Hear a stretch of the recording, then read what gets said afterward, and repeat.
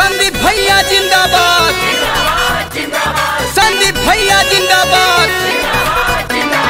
Vote नहीं कर्ज मांगने आया हूँ, ब्याज सहित लौटा दूंगा। जहाँ गिरेगा पसीना तुम्हारा, वहाँ खून अपना बहा दूंगा।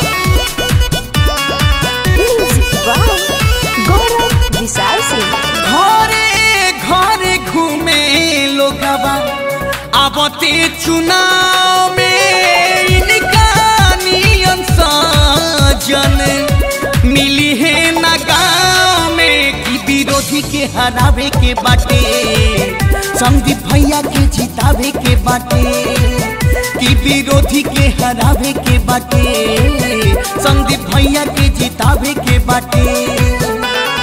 मानवा में ठान लिहा दिल में बसा के, मानवा में ठान लिहा दिल में बसा के, इनके विजयी बनावे के बाटे, जिला पंचायत से जितावे के बाटे, इनके विजयी बनावे के बाटे, संदीप भैया के जितावे के बाटे।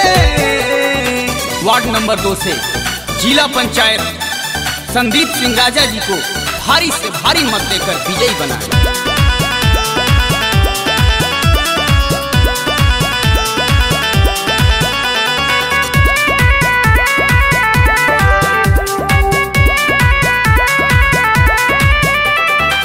दारू मुर्गा के चक्कर में परी हो लोग जनी का हो, संदीप भैया के जीतई हो, वोट दी हो लोग पक्का हो। दारू मुर्गा के चक्कर में परी हो लोग जनी का हो, संदीप भैया के जीतई हो, वोट दी हलो पाका हो।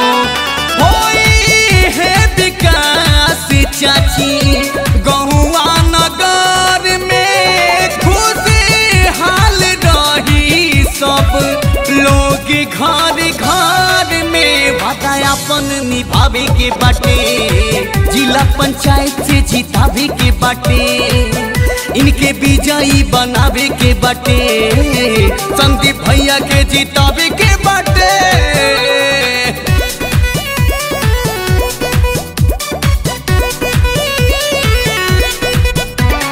संदीप भैया जिंदाबाद, संदीप भैया जिंदाबाद।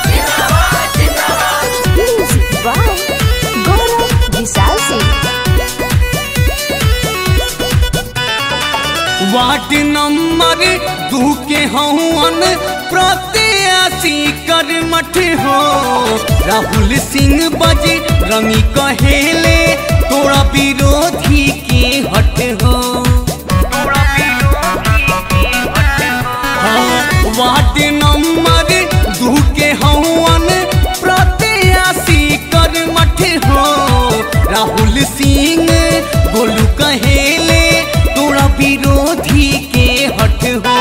नीरज नीर भैया सुना हमारो कहनावा, संदीप भैया पे रखिहा अपन ध्यानवा, माथे पगड़ी सजावे के बाटे, जिला पंचायत से जितावे के बाटे, इनके विजयी बनावे के बाटे, संदीप भैया के जितावे के